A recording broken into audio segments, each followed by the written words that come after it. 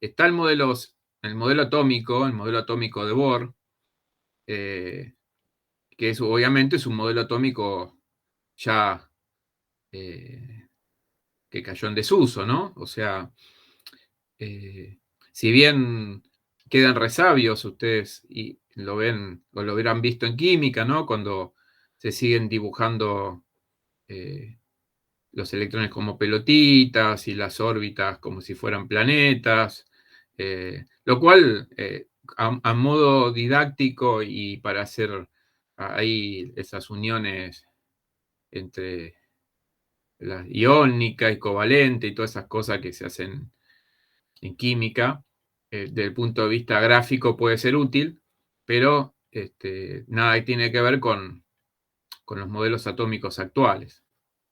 Bueno, eso será tema de gente de química de encargarse de que no quede la idea de que esos dibujitos representan realmente al átomo, ¿no?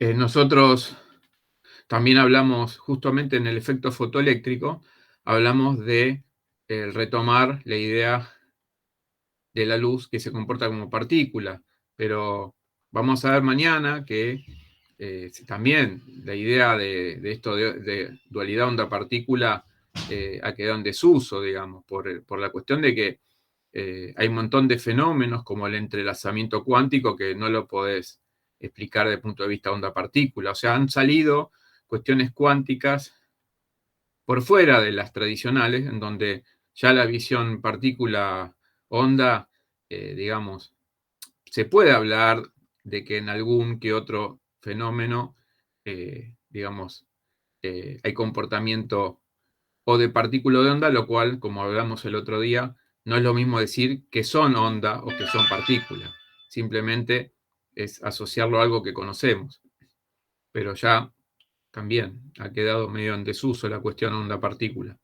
Y con respecto al fotón, si bien si nos posicionamos en esa época todavía había cuestiones cuánticas que no habían salido, no estaba Schrödinger, Heisenberg, Dirac y todos ellos, como es,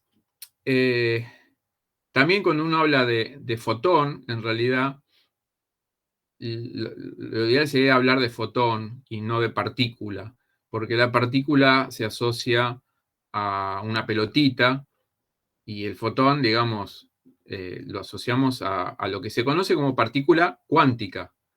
Y partícula cuántica implica comportamiento cuántico, lo cual implica que, digamos, una total deslocalización que podemos tener de este fotón, digamos.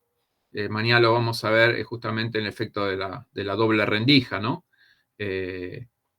Entonces, podemos hablar de un paquete de energía, ¿sí? Que eventualmente, ante una medición, podemos generar, bueno, lo que se habla en cuántica en general, que es lo que se conoce como el colapso de la función de onda, ya que tenemos una asociada. Si bien la función de onda en principio fue utilizada para el electrón, luego se generalizó también para las demás partículas. O sea, después la cuestión, digamos, cuántica no solamente quedó para los electrones, sino para las partículas en generales. Así que bueno, eso lo vamos a ver mañana. Entonces, no pensemos al fotón como una pelotita y cosas de ese estilo, ¿no?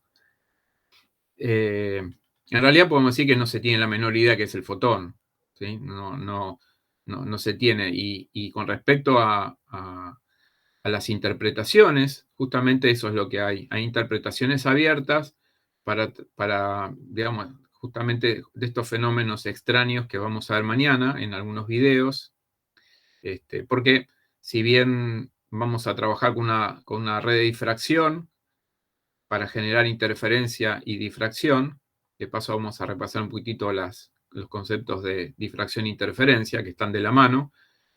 Y ahora me perdí, pero bueno.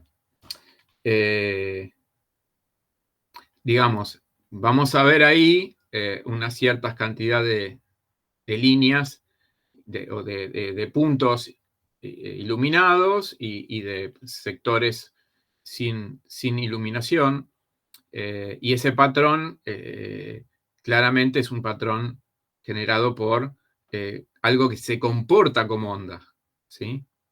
Pero hay cuestiones ahí que nosotros no tenemos las herramientas, digamos, para hacer, pero sí en otros laboratorios obviamente lo han hecho, de poder tirar de a un fotón o de a un electrón y, por ejemplo, poner dos rendijas, tapar una rendija, no destapar a las dos, poner un aparato para detectar por qué rendija pasa, y todo eso generó justamente lo que mañana vamos a ver. Por ahí ustedes ya algo han leído, por otro lado, o han visto algún video, pero todo un comportamiento extraño que es justamente lo que nos muestra o lo que trata de manejar la cuántica, ¿no? Por lo menos de escribirla lo mejor que se puede.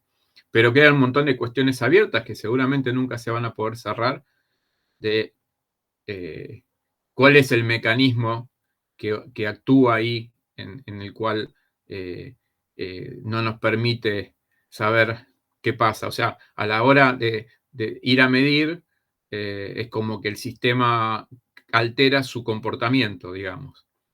Es como que sabe que lo están mirando o lo están detectando.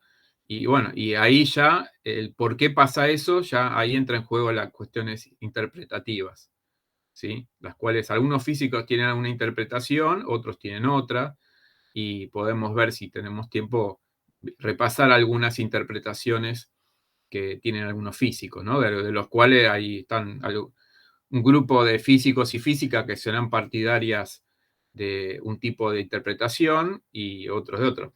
Por ejemplo, en mi caso tengo una interpretación que es distinta a la de Flores. Y la interpretación que yo tengo, yo no soy ninguna eminencia, o sea, estoy de acuerdo a interpretaciones que han hecho otros físicos, o sea, yo me sumo a la que a mí me cierra más, lo cual no tiene ningún tipo de peso, pero bueno, es simplemente, hay algunas que a uno le resulta más, no sé, más coherente o lo que sea, lo cual, de vuelta, no quiere decir nada, eso no le da más validez una que otra. Pero bueno. Y otro tema es también después ver cómo funciona el láser, pero por eso teníamos que ver algunas cuestiones más. Por eso le preguntaba si vieron algo de modelo atómico. El modelo atómico de Bohr, digamos. Algo vieron. Sí. El año pasado en química con Domínguez nos tiró por la cabeza unos trabajos prácticos y lo tuvimos que hacer. No tuvimos devolución, pero bueno, se supone que lo vimos. Están en el mundo cuántico los trabajos.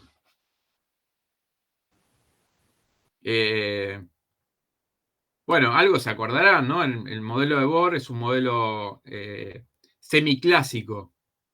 Semiclásico quiere decir componentes clásicos como órbitas definidas y componentes cuánticos con respecto a que el electrón en su nivel de energía más bajo justamente no podía tener otro nivel de energía menor a ese. Acá entra la cuantización que introdujo, como vimos, Planck para resolver el problema del cuerpo negro. Tanto lo usó Einstein para el efecto fotoeléctrico como también lo usó Bohr para su modelo atómico.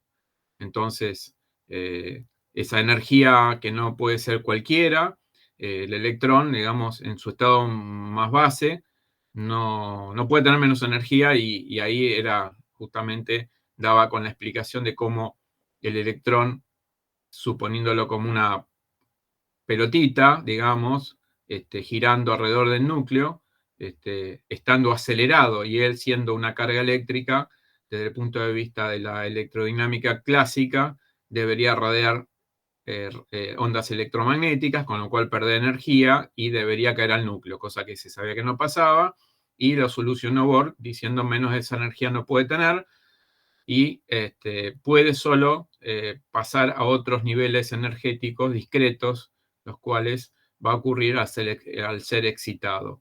Bueno, de ahí, obviamente con el modelo del átomo de hidrógeno, ahí se empezaron a entender el porqué de estas líneas que vimos, esas líneas discretas de emisión a partir de la cuantización y de órbitas definidas. Bueno, tuvo su éxito en parte, pero no pudo explicar un montón de cosas, los subniveles de energía, desdoblamiento de esas líneas espectrales que vimos, en realidad, si uno las mira en más detalle, hay desdoblamiento. No, obviamente no aparecía el spin del electrón, no se sabía, ¿sí? Sí aparece la cuantización del momento angular, aunque después no es la misma que él plantea. Hay cosas que concuerdan y otras que no, y bueno, después sabemos que hay tres formulaciones diferentes, que son las de Schrödinger, la de Heisenberg y la de Dirac.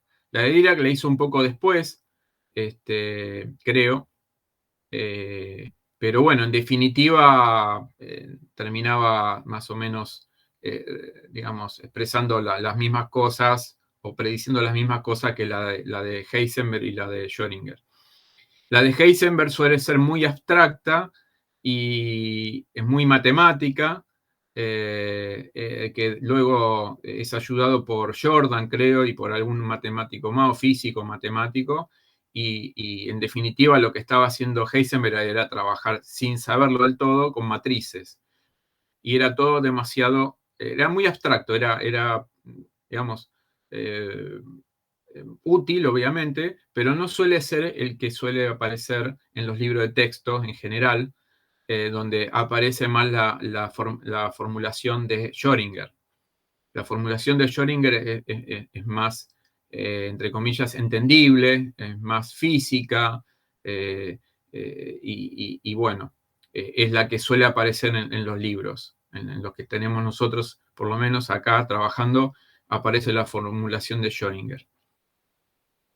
Que bueno, es la idea poder llegar antes de que termine el año, ¿no? Poder ver que es de las cosas más importantes.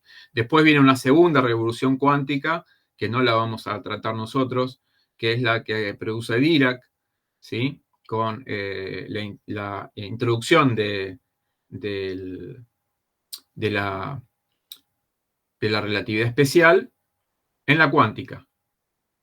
¿Sí? Él introduce, logra una proeza matemática, porque había problemas ahí para resolver, y logra formular justamente esta cuestión y introducir la relatividad en la cuántica. Porque era necesario, porque piensen que las partículas se mueven en muchas ocasiones a velocidades muy altas, entonces es necesario un tratamiento de tipo relativista, ¿no? Estaba hablando de la relatividad especial, no de la general. La primera, la que vimos nosotros.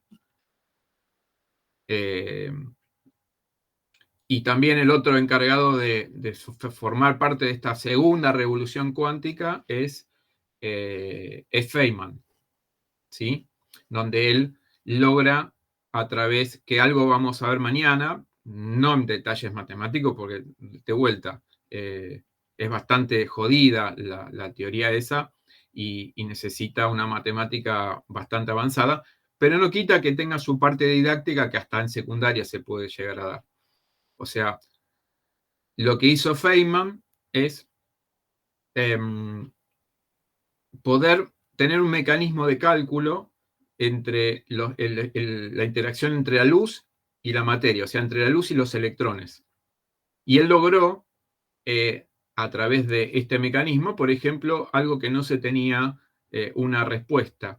En realidad sigue sin haber respuesta en principio, o sea, no me está diciendo la teoría que está pasando, porque en realidad nunca sabemos qué está pasando, más allá de los modelos que tengamos. Pero no había forma de poder calcular o encontrar una vuelta para calcular qué cosa. Bueno, si nosotros tiramos 100 fotones contra una lámina de acrílico, por ejemplo, lo que va a ir ocurriendo es que dependiendo del espesor de ese acrílico, una cierta cantidad, un porcentaje de fotones van a atravesarlo y otra cantidad van a reflejarse. Resulta ser que el porcentaje varía según el ángulo de incidencia, pero también varía según el espesor. Pero aparte, por lo que yo recuerdo, por ejemplo, el espesor es finito, voy a inventar valores, para que se entienda nada más. El espesor es finito, vamos a suponer que un 96% de los fotones pasan, ¿sí? Lo atraviesan. Lo ensanchás un poco y ponele que ahora pasa a ser un 95, ¿sí? ¿Cuánto dije antes al principio? 90. Y 6. 96. Bueno, vamos a suponer que lo ensanchamos un poco a 95, o sea, pasamos de 96 a 95. Uno que diría, ensanchémoslos un poco más, ¿sí? Y va a pasar a, no sé, a 93, a menos todavía.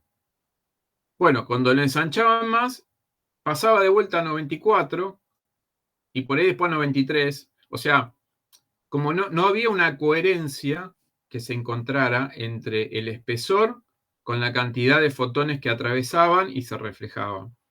Bueno, a partir del cálculo con la electrodinámica cuántica, se puede calcular. O sea, básicamente, Feynman ideó un mecanismo, bastante loco parece ser. Él dice que ni él mismo entendía el mecanismo que había ideado. Y bueno, funcionaba. O sea, ¿con esto qué quiere decir? ¿Que el fotón hace lo que dice Feynman? No. Feynman ideó un mecanismo el cual nunca sabremos si corresponde o no a lo que hace el fotón. La cuestión es que funciona. Así que es un método de cálculo.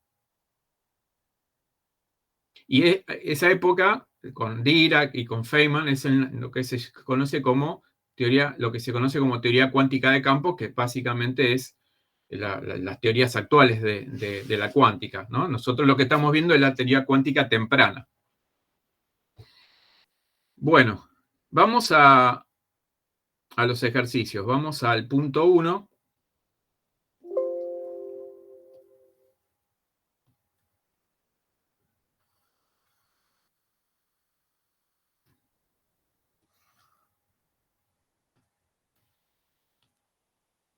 ¿Sí? El punto 1 demuestra que los fotones, un haz de luz infrarroja. Bueno, los 1240 son los nanómetros, o sea, la longitud de onda. ¿Está compartiendo, profe? No se ve. Ah, me olvidé de compartir. Ahí está. ¿Ahora sí? No. No. No. Ahora sí.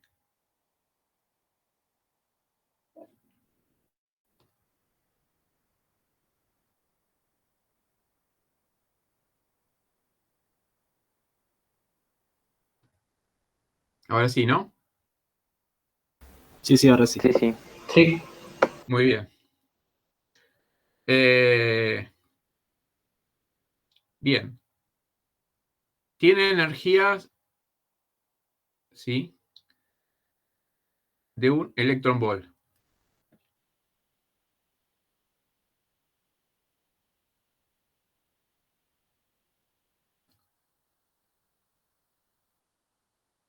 Bueno, acá ¿qué habría que hacer?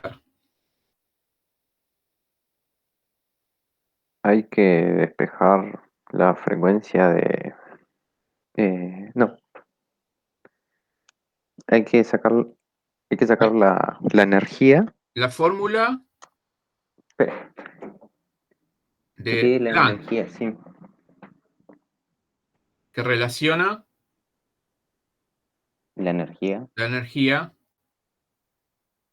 la constante de Planck la constante de Planck y la frecuencia. y la frecuencia.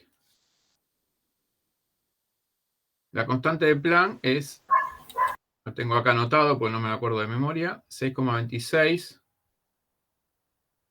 por 10 a la menos 34 Joule por segundo.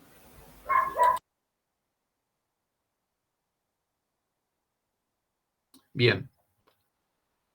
Acá iría la frecuencia.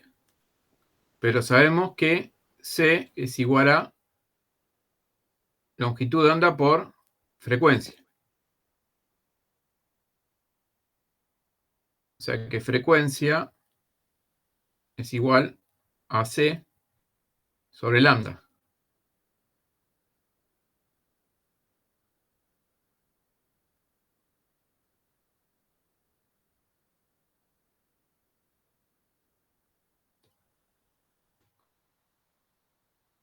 Entonces acá ponemos, en C ponemos 3 por 10 a la 8.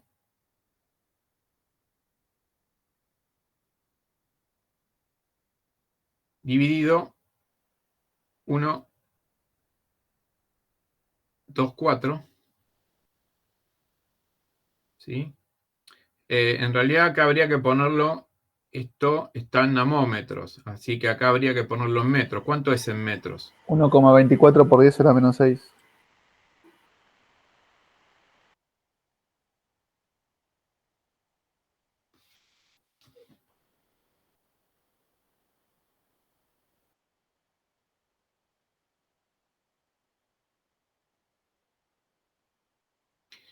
No, es lo mismo, pero yo lo que he notado, es un tema, no es mejor uno que otro.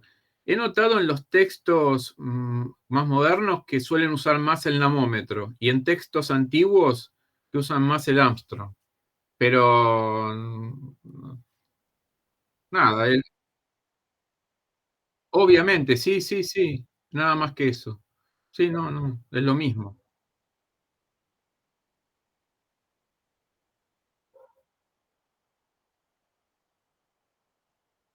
Mm.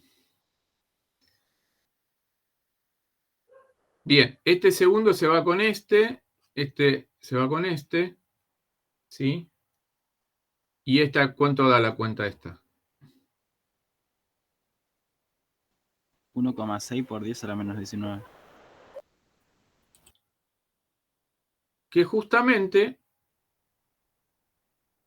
1,6 por 10 a la menos 19 es la equivalencia que hay con un electronvolt.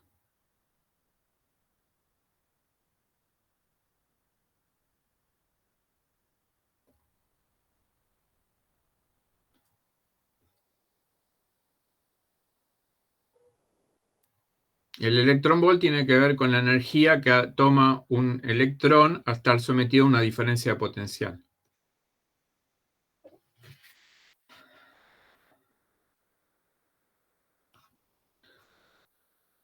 Bueno, ¿lo podemos borrar esto? Sí, sí.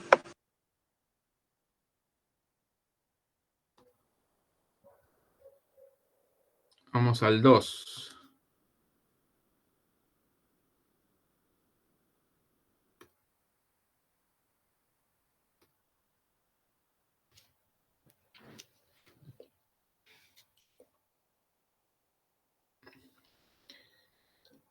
Bueno, acá viene la cuestión, ¿no?, de lo que se conocen como ondas, digamos, radiación peligrosa, que es la de alta frecuencia.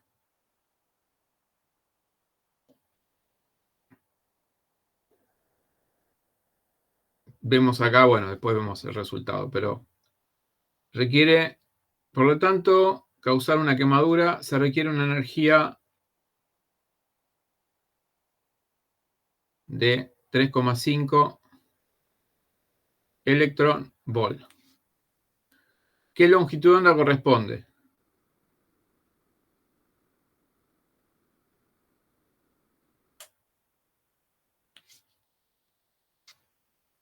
Nuevamente podemos usar la fórmula de Planck.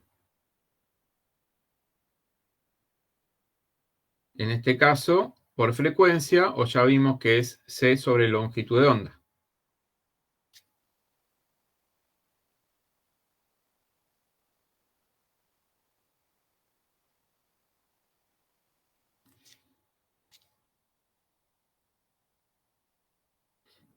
H, 6,5 626.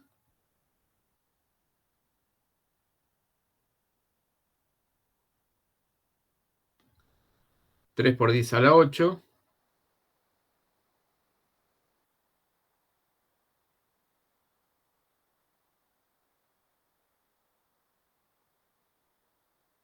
Y acá va la energía, ¿sí? O sea, 3,5 electron volt, ¿sí? Pero si queremos que esté en joule, porque arriba tenemos joule, ¿no?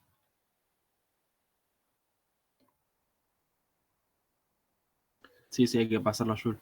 Claro, acá lo que puedo hacer es, nosotros vimos que un electron volt es 1,6 por 10 a la menos 19 joule. Entonces acá lo que puedo hacer es multiplicar y dividir por electron volt. Entonces, el electron volt de arriba lo pongo como su equivalencia en joule. Y abajo pongo el electron volt.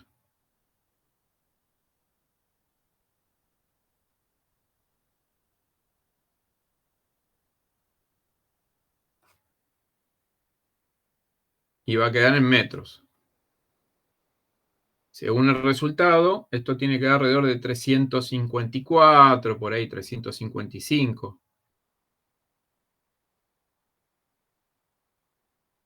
En namómetros, obviamente, ¿que esto qué número va a dar? Tiene que dar 0, no sé. 6 ceros. ¿Con el primero o 6 ceros después? Después de la coma. Y 350 y pico. Tal cual. Que bueno, esto está en metros, pero básicamente son 354 namómetros.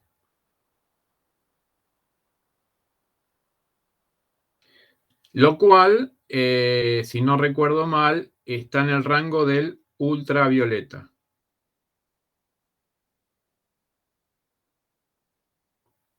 O sea, los UV, que son famosos por ser un tanto jodidos, ¿no? Con, por lo menos en la parte superficial. Creo que los ultravioletas a su vez se separan en 2 o 3 rangos a su vez. Creo que son los más energéticos, los medios, los menos, pero bueno. Acá entendemos la relación y lo peligroso justamente de este tipo de radiación por su alta energía y su posibilidad de romper enlaces químicos con todos los perjuicios que sabemos que genera. ¿Esto ya está? Sí. Sí, sí, sí. Sí.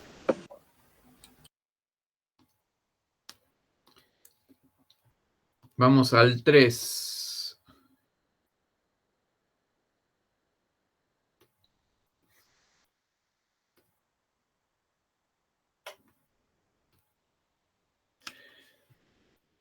Bien, acá, a ver, ¿qué tenemos? Vamos a escribir la ecuación siguiente. O sea, tenemos, por un lado, energía cinética, que va a tener el electrón. A veces lo llaman fotoelectrón, pero son nombres así medios químicos, digamos. El electrón que es, digamos, expulsado por culpa de fotones. Tanto los electrones y los fotones son partículas cuánticas, así que no son ni pelotitas ni cosas así. H por F menos el trabajo de extracción, esto sería. Y la otra, habíamos visto que puedo calcular la energía cinética de los electrones colocando, bueno, tengo la placa, obviamente, por acá hago incidir los fotones van si tienen la energía, o sea, la frecuencia adecuada, van a empezar a arrancar electrones, los cuales van a salir algunos con más y otros con menos energía cinética, los más ligados con menos y los menos ligados con más. Ahora, lo que hay que ver es los máximos, o sea, el que tiene más energía cinética. Para poder frenarlo y que llegue a la placa sin llegar a generar una corriente eléctrica, acá tengo que generar una diferencia de potencial. Para que el electrón vaya, se acerque, lo vimos nosotros en el simulador. Ahí vemos los electrones de vuelta. No son pelotitas, bueno, para acá no queda otra, ¿no? O sea, si no, no se puede hacer. Es demasiado abstracto la cuestión. Entonces, le colocamos cierta diferencia de potencial como para que el electrón más energético no llegue a tocar la placa. Entonces, si logramos eso, esto, ¿sí? Multiplicado, ¿sí? Por la carga de electrón, o sea, esto en electronvolt, al conocer esta B, digamos, multiplicado por E, me está dando la energía cinética. O sea, de alguna forma, al conocer la diferencia de potencial que necesito para que pase esto que está pasando acá, estoy conociendo también la energía cinética máxima, la de los electrones más energéticos.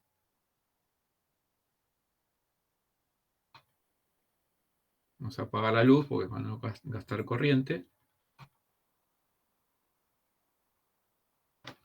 Entonces, la otra era esta.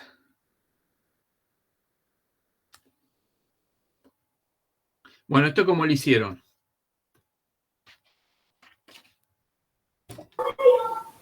Igualar.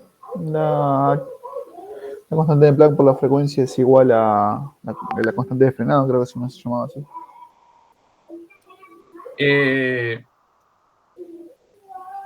Sí, creo que se llamaba así.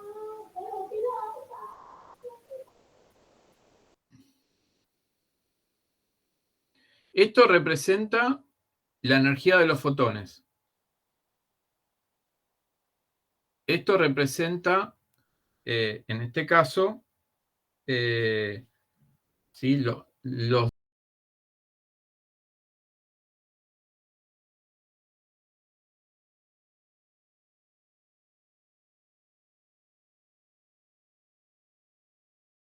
que al electrón más energético de la placa.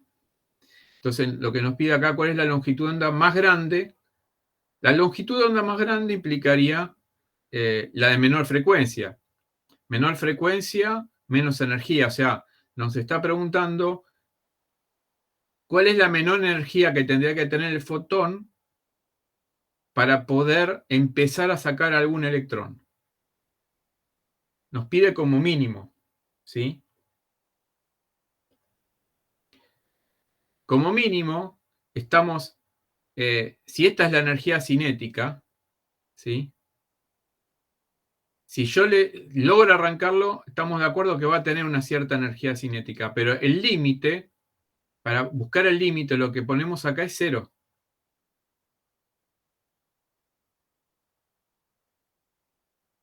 Es como, para que se entienda, en un ejemplo clásico, porque es lo mismo en esto, ¿no? Me preguntan,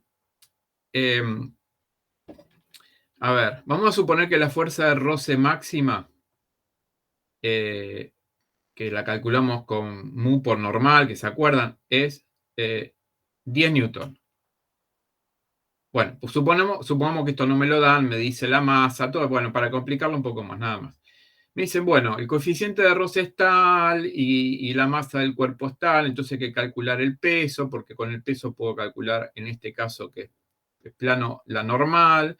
¿Cuál es la fuerza mínima para que se empiece a mover el bloque? Y cuando hacemos eso, vamos a calcular que la fuerza mínima es 10 newton. Pero con 10 newton, si es la otra, vale 10 newton para el otro lado, esto no se mueve. Pero es que estamos calculando a ver, con 10 no se mueve, pero con 10,0000000000001 ya se mueve. Y podría poner 450 millones de 0 y un 1 y ya es suficiente. Ahora, 10 con 450 millones de 0 y un 1 es prácticamente 10. Entonces pongo 10 directamente. ¿Sí? Acá, obviamente que va a haber una cierta energía cinética, ya que lo estamos arrastrando. Pero en el límite vamos a suponer que esto es 0. Entonces, lo que obtengamos va a ser como el equivalente a lo que es 10. Sabemos que la fuerza que va a haber que aplicar va a tener que ser levemente mayor que 10. ¿Cuánto? Y lo que ustedes quieran, como dije. Un 10 con 450 millones de 0 y un 1 después. ¿Se entiende la idea? Sí. Por eso me dio usando la otra cosa. Bueno, ahora me decís cómo lo hiciste. No, como veníamos haciendo, pero me dio. Entonces no entendía por qué y es por eso, porque es la mínima. Ahora entendí. Claro.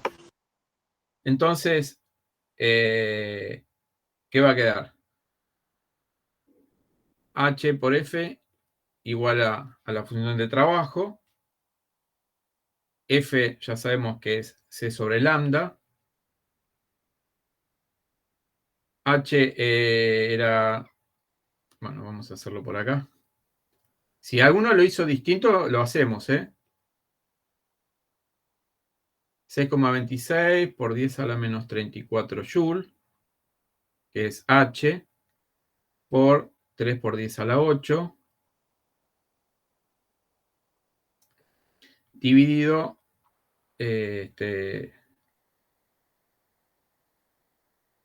¿sí?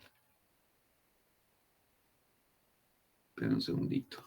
Por acá. ¿Qué es lo que hay que averiguar? La longitud de La onda. longitud de onda. Entonces vamos a poner... Ya lo escribí esto. Me va a quedar lambda es igual a H por C sobre la función de trabajo. Bien, H como ya lo escribí, no lo quiero escribir de vuelta, así que lo ponemos acá.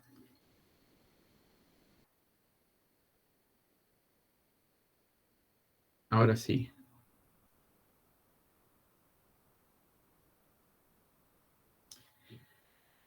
Y nuevamente acá tenemos los 2,3 electronvolt.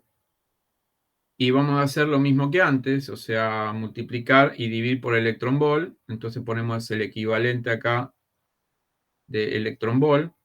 Esto va a quedar joule sobre electronvolt.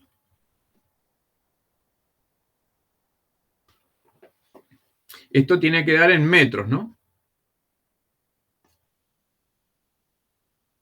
Sí.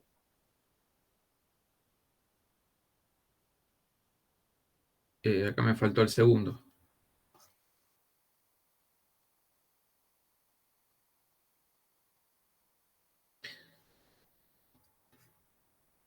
$5,4 por 10 a la 7, a la menos 7. Menos 7.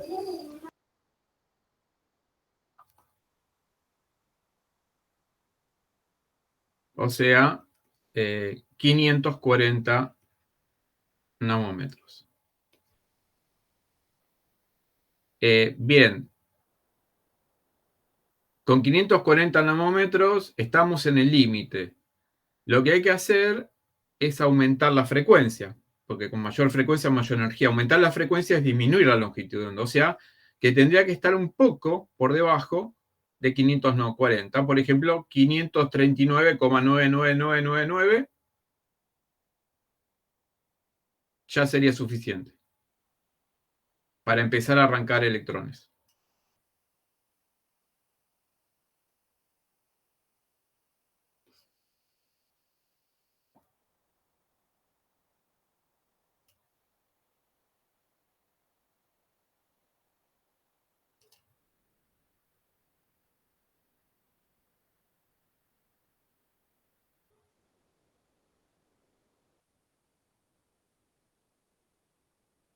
¿Sí?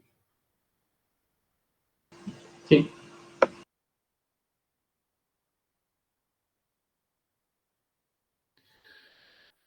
Bien. Si acá si uno quería, también podría haber puesto, en vez de 0, haber puesto 0,000000001, no sé, lo que ustedes quieran, que evidentemente vamos a obtener prácticamente el mismo resultado. ¿Puedo borrar esto?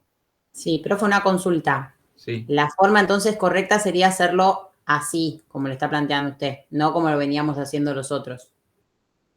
¿Y cómo lo hicieron ustedes? Con la fórmula de Planck. Claro. Bueno, dale, decime. ¿Cómo lo hicieron? A ver.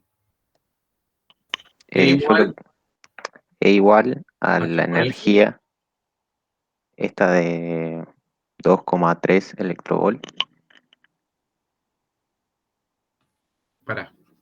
E Sí. igual a 2,3 Sí, electronvolt. sí. Bien. Y bueno, Ahora, puse la ecuación de Planck.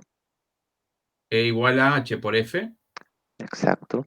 Sí. Y de ahí, bueno, reemplacé lo que es la frecuencia C sobre longitud de onda. C sobre lambda. Exacto. Y ahí despejé lambda, la mandé para el otro lado y mandé la energía sobre HC. ¿Está bien? ¿Sí? ¿También? ¿Es lo mismo? ¿Sí? Ah, perfecto. Buenísimo. Te da lo mismo, Sí, supongo. da lo mismo. Da igual. Sí, sí. Ah, genial. Sí, acá está hecho desde digamos, de la ecuación del efecto fotoeléctrico. Pero esto es energía. Sí. Y esto es energía también. Y esto también. Todo es energía.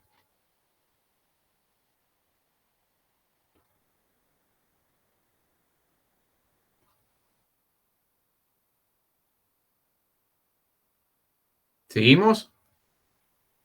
Sí. Sí. Bien. El 4 es de efecto fotoeléctrico, así que lo dejamos y pasamos al 5.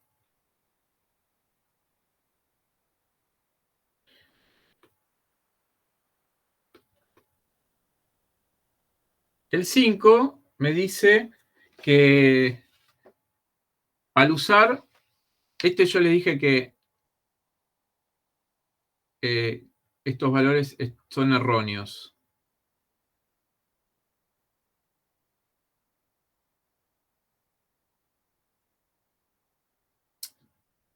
Vamos a suponer que vamos a dar el caso del resorte, o es similar a esto, en algún aspecto. Nosotros vimos que para calcular la constante de resorte basta con colocar el resorte colgado, ver o tomar una referencia del resorte, colgarle un peso conocido y con eso determinamos cuánto se estira y con esto determinamos la constante de resorte aproximadamente. Pero una medida mejor que hacerlo de esta forma es usando diferentes pesos. Colocamos un peso, colocamos otro peso después, ¿sí? Al que le pusimos le agregamos un poco más y así lo repetimos 4 o 5 veces. Entonces vamos a llevar esto a una gráfica fuerza, la elongación, y marcamos los valores obtenidos. Pero normalmente, cuando lo hacemos en forma empírica, esto, principalmente por errores de medición, ¿sí? Y puede tener alguna cuestión el resorte, pero normalmente dentro de ciertos rangos se maneja bastante lineal, así que la mayor parte tiene que ver con errores de medición, pero podemos, como vimos, por cuadrados mínimos, tirar una recta de ajuste, la cual nos daría la pendiente y con eso calcular la constante de resorte.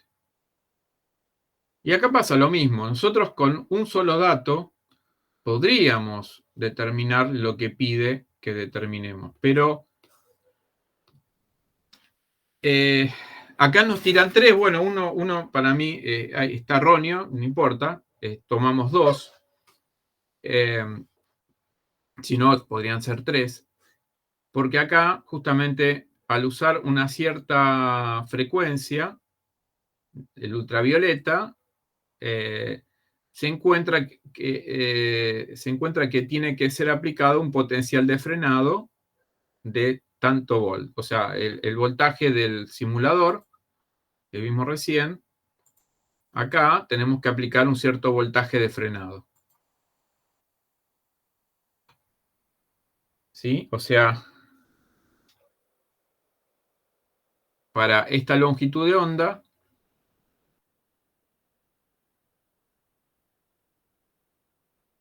necesitamos un potencial de frenado de 2,86 volts.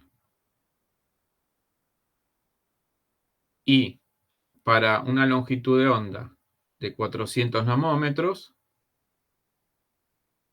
necesitamos un potencial de frenado de 1 volt.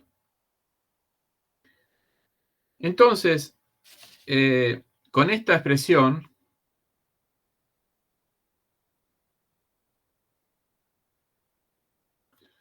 podríamos determinar, ¿sí? Podríamos determinar lo que nos pide, ¿sí? Que es la función de trabajo, o sea, nos pide esto de acá.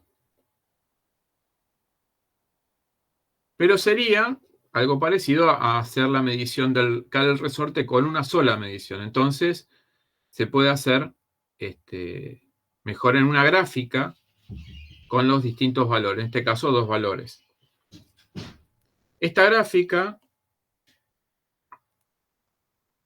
ahora vamos a hacer en blanco.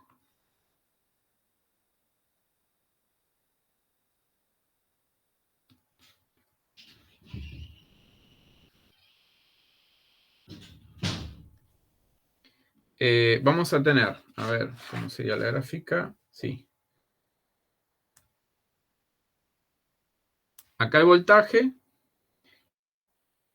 y acá la frecuencia.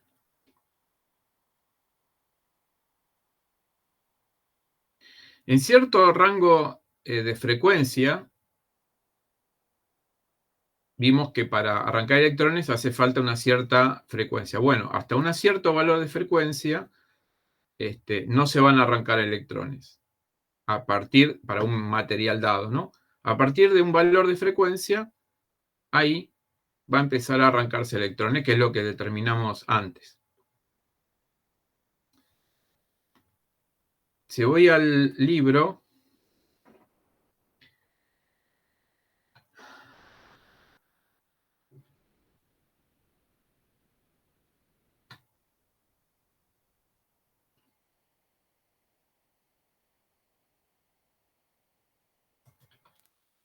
bien. ¿Ven? Acá nos muestra una situación similar. ¿Sí? Lo que tenemos que armar es un gráfico como este. En este caso hay 3 valores. Es decir, a una frecuencia de 0,5, acá está en una escala de... Acá vamos a hacer lo mismo porque si no, obviamente, no lo podríamos hacer. Todo esto está multiplicado por 10 a la 15 Hz, pero para un valor de 0,5 hay que aplicar un potencial de frenado de un valor de 1 volt. Para 0,75, obviamente, más energético, necesitamos aplicar un potencial de frenado de 2 volt. Y para otra frecuencia necesitamos 3 volt para esta frecuencia de acá. Esto tiene un comportamiento lineal, por lo tanto puedo trazar la recta. Me está diciendo que a partir de 0,25 es donde se van a empezar a arrancar electrones. Y el valor que tengo acá, con este -1, me va a permitir calcular justamente esto que tengo acá. El potencial, la función de trabajo.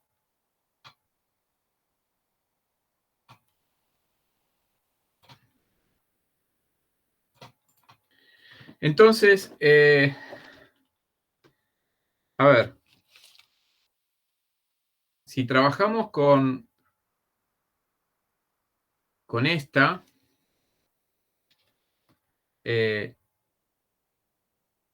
la frecuencia va a ser igual a C sobre lambda. ¿Sí? Es decir, 3 por 10 a la 8, dividido esto, pero en metros, que es...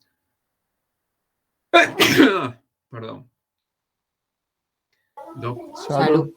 Gracias. Era a todo a la -7, así que seguimos con el -7. ¿Sí? Metros. Y la otra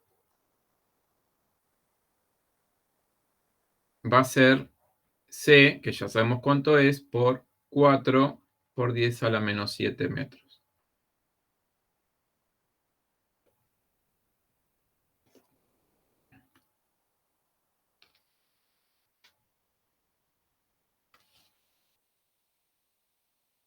Bien, ¿cuánto da lo de arriba? Esto.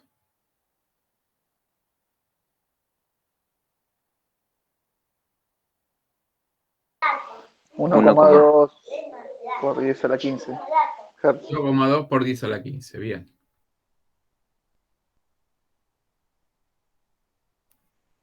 Hertz.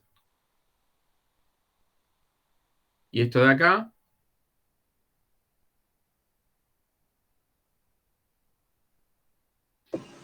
$7,5 por 10 a la 14. Hertz. Bien. O expresamos todo por 10 a la 15 o todo a la 14, ¿sí? Por ejemplo, podría poner 12 por 10 a la 14. Entonces, para que sea más cómodo, acá marcamos 1. Bueno, vamos a hacerlo bien. Vamos a hacerlo bien. Ya que tengo la regla acá. Formas, no. No, ¿cómo era? Aplicaciones, regla. Bien, vamos a marcar. Esto obviamente, si no, también se puede hacer una resolución gráfica o una resolución, puedo hacer el gráfico en términos cualitativos y después calcular la pendiente, la ordenada del origen, porque en definitiva tenemos una recta. Si yo conozco la pendiente, lo que tengo que conocer es la ordenada del origen, cuando la frecuencia es 0, y ahí me va a dar justamente el valor que quiero.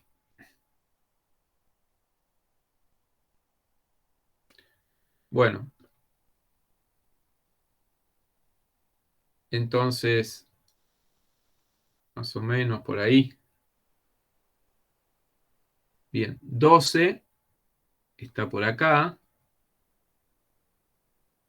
Y 7,5 Está por acá. Entonces esto es frecuencia en 10 a la 14 Hz, ¿no? Y acá voy a tener el voltaje en volt. Entonces acá tengo 7,5 y acá 12. Ahora, para 12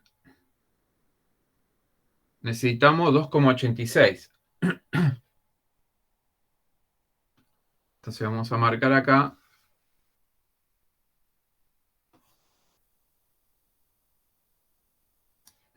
2,86. Por acá. Y vamos a marcar 1, ¿no? 1 volt.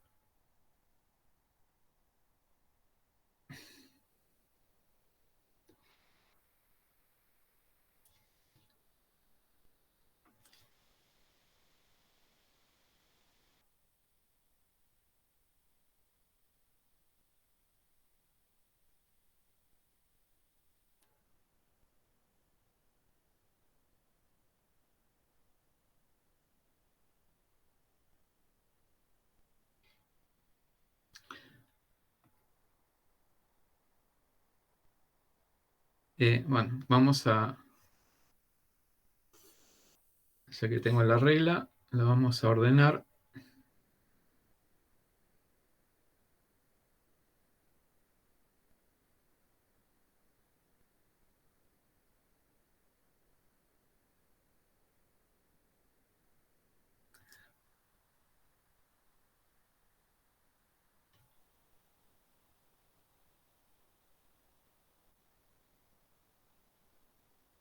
Por ahí, más o menos. Bueno, estoy tratando de hacer lo mejor que pueda.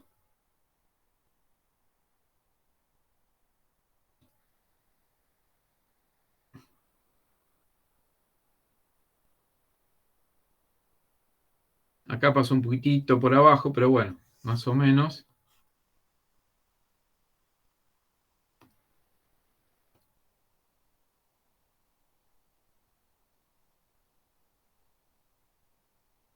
Bien.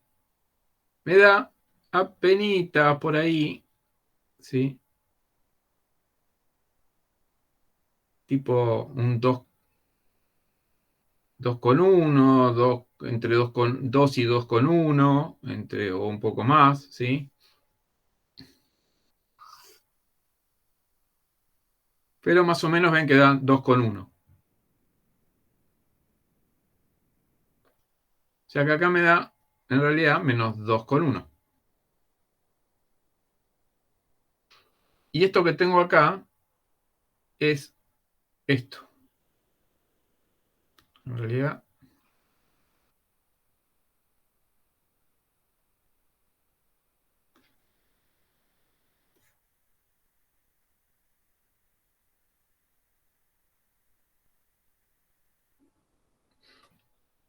esto quiere decir, si yo escribo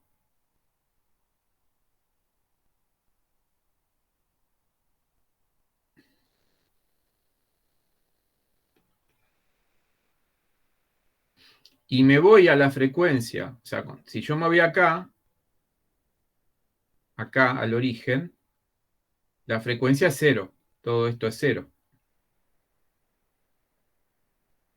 Me queda esto. O sea que esto es esto, que es lo que está acá. Esto nos dio menos 2,1 volt en el gráfico. ¿Sí? Esto quiere decir que la función de trabajo, ¿sí?, es 2,1 electron volt.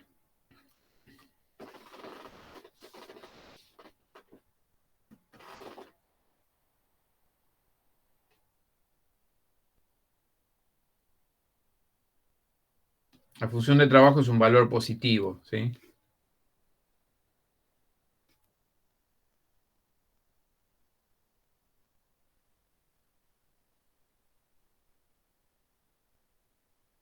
Pero también pueden averiguar, por ejemplo, acá. Bueno, acá tenemos, lo podríamos medir también, en qué aproximadamente qué frecuencia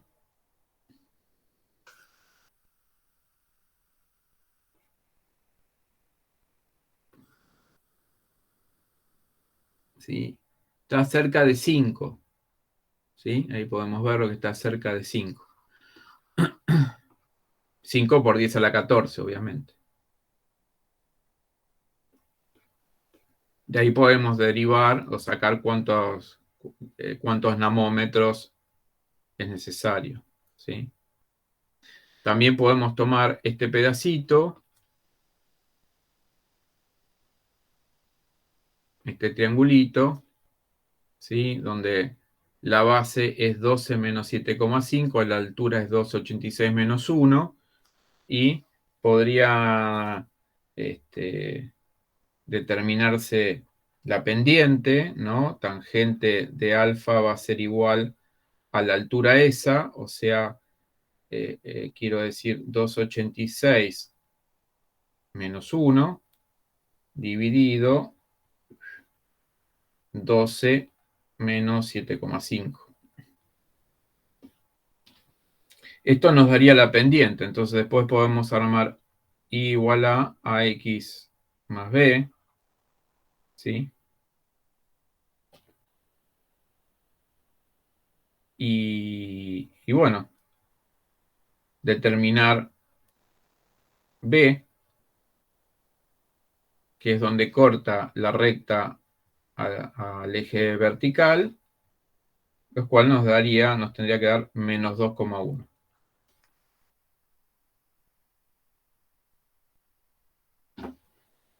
Sí, una es hacerlo en el gráfico, medirlo obviamente, y la otra es directamente aprovechar este triángulo, calcular la pendiente, la ordenar al origen, que nos tiene que dar también, bueno, o 2,1 o cerca de 2,1 negativo.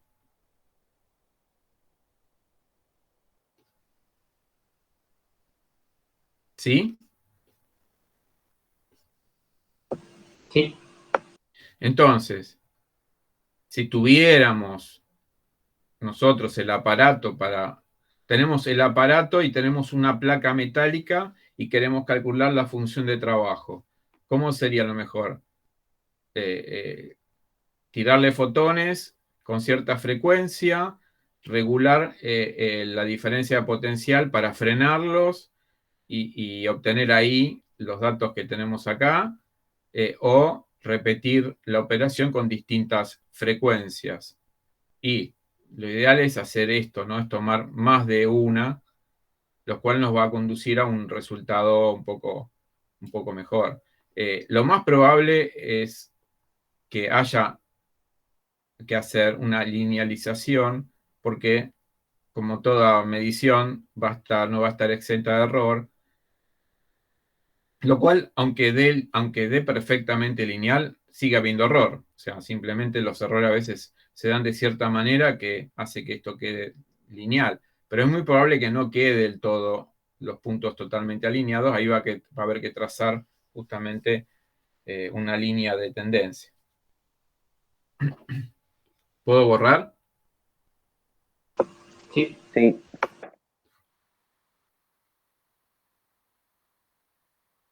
Bueno, vamos al último.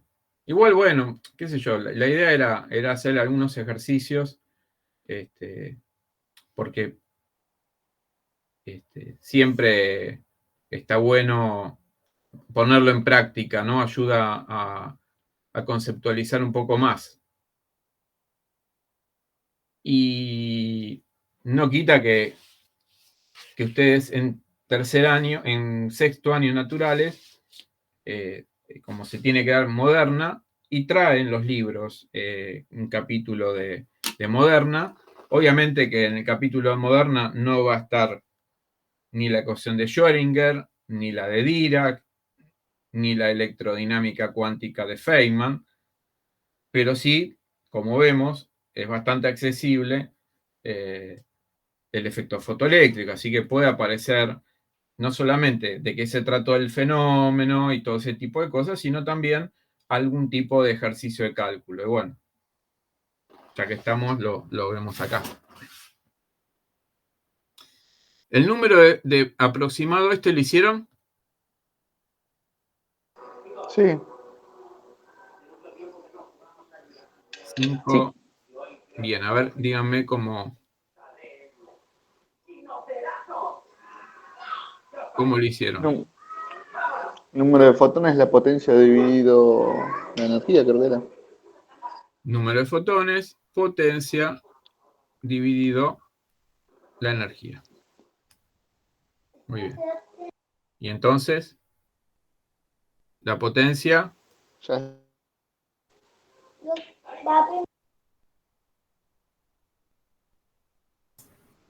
En ese me hice un poco de lío con las unidades, profe.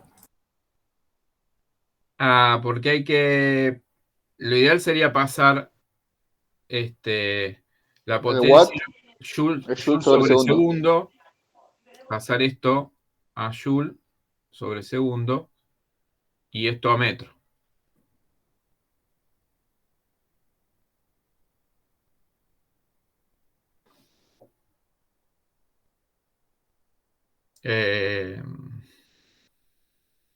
¿Cómo podemos hacer para pasarlo a Joule?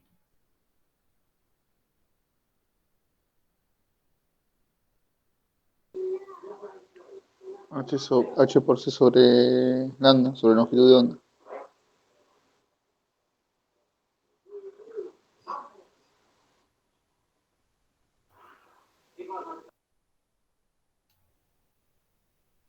Bien. Esto nos va a dar la energía, ¿no? Entonces acá va 6. Era 6,63, ¿no? 626 por 10 6,26. a la menos 34. Bien, gracias. 6,626. Joule por segundo. 3 por 10 a la 8.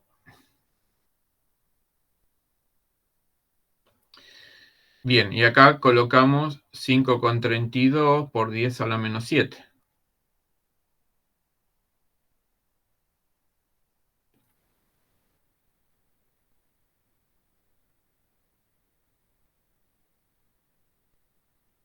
¿Y esto cuánto va a dar?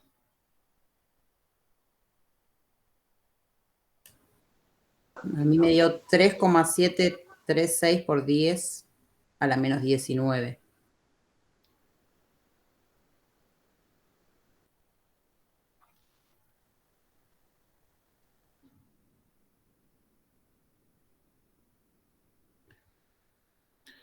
Bien. Faltaría la potencia, pero bueno, son 5 miliwatts. ¿Sí? Un watt. ¿Le hicieron la cuenta esta? 5 Sí. por 10 a la menos 3. 5 por 10 a la menos 3.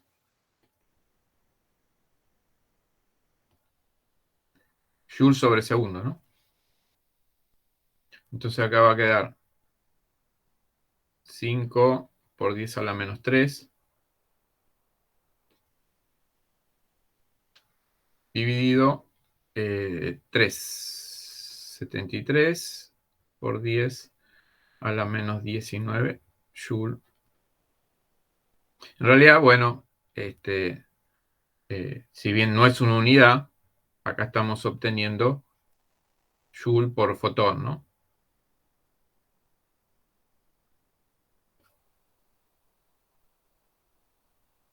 Y esto debería dar, supongo que el valor ese que dice ahí, 1,34 por 10 a la No sé si dice 16, supongo que dice 16. Cosas, o sea, en este caso las cosas son fotones por segundo. O sea que mañana podríamos determinar cuántos fotones por segundo aproximadamente salen si conozco la potencia y conozco la longitud de onda, cosa que del láser que yo tengo, lo tengo. Es más, espera un segundito y ya terminamos acá, que lo busco y me fijo.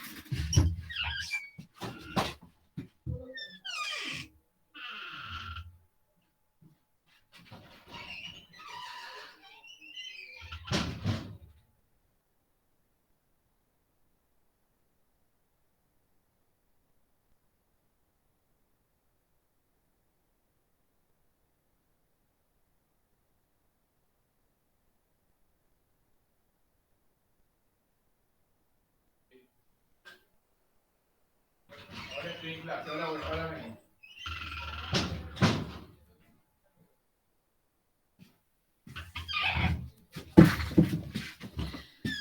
Bien, el láser que tengo acá es...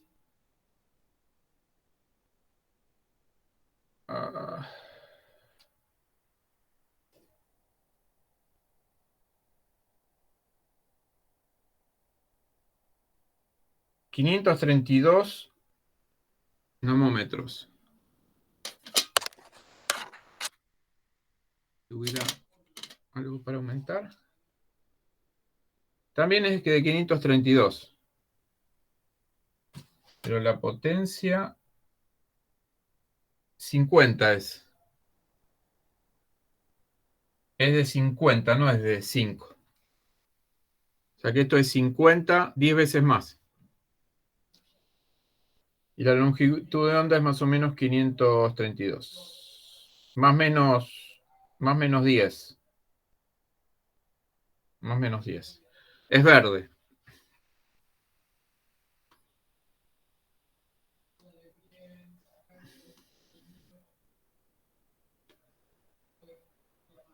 Bueno, espero que haya quedado, que les haya servido.